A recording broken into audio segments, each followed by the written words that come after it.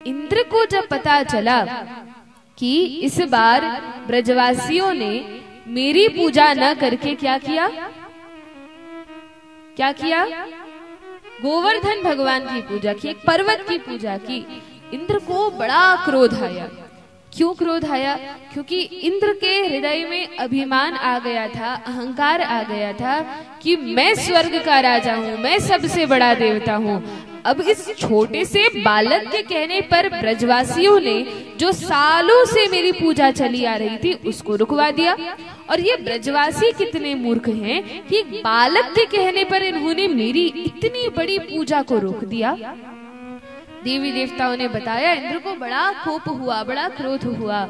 और तब इंद्र ने क्या किया, जो प्रलयंकारी बादल हैं, जो बादल वर्षा के समय बरसते हैं, और वह भी कौन सी वर्षा, कहा प्रलय के समय की वर्षा। जब प्रलय होती है और इतनी भयंकर बरसात होती है, वर्षा होती है, बारिश होती है कि सारा भूमंडल डूब जाता है, तभी तो संहार का कार्य होता है।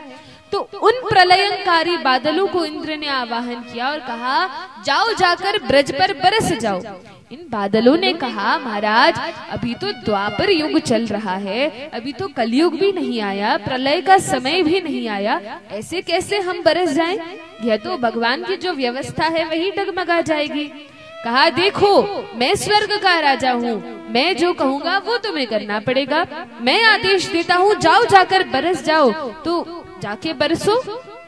बादल भी क्या करें, वे तो इंद्र के अधीन हैं। मान गए और जैसे ही ब्रज मंडल के ऊपर आकर बरसने लगे तो सभी ब्रजवासी, देखिए ब्रजवासियों को पता है कि जब भी हम पर कोई संकट आए, कोई विपत्ति आए, तो किसकी शरण में जाना है, भगवान कृष्ण की शरण में जाना है। तो ये ब्रजवासी बड़े चतुर हैं, बड़े समझदार हैं, ये और किसी के पास सहायता मांगने जाते ही नहीं हैं। कुछ भी होता है सीधे कन्हैया की ओर दौड़ लगाते हैं। और जितने ग्वाल बाल हैं, मैया हैं, यहाँ तक कि गाय बछड़े हैं, सभी भागते भागते कृष्ण की ओर आते हैं। और ग्वाल बाल मित्रगण कहते हैं, देखो कन्हैया, तुम्ही ने कहा था ना इस बार इंद्र की पूजा मत करो, इस बार गोवर्धन गिरिराज की पूजा करो, ये हमारी रक्षा करेंगे। अब बताओ, देखो इंद्र कुपित हो गए हैं, अब कौन रक्षा करेगा हमारी?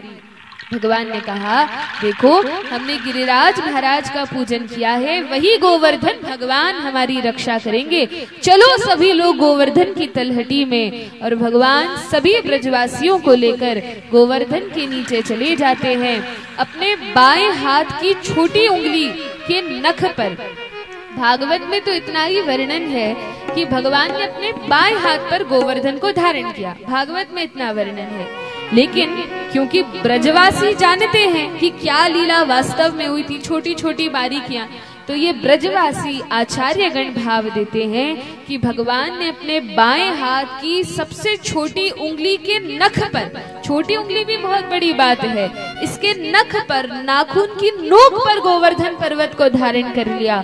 और कैसे धारण किया, तो कहा जैसे कोई छोटा बच्चा रुई का पहाड़ उठा ले, तो कोई बड़ी बात है, क्या उसको कोई वजन लगता है?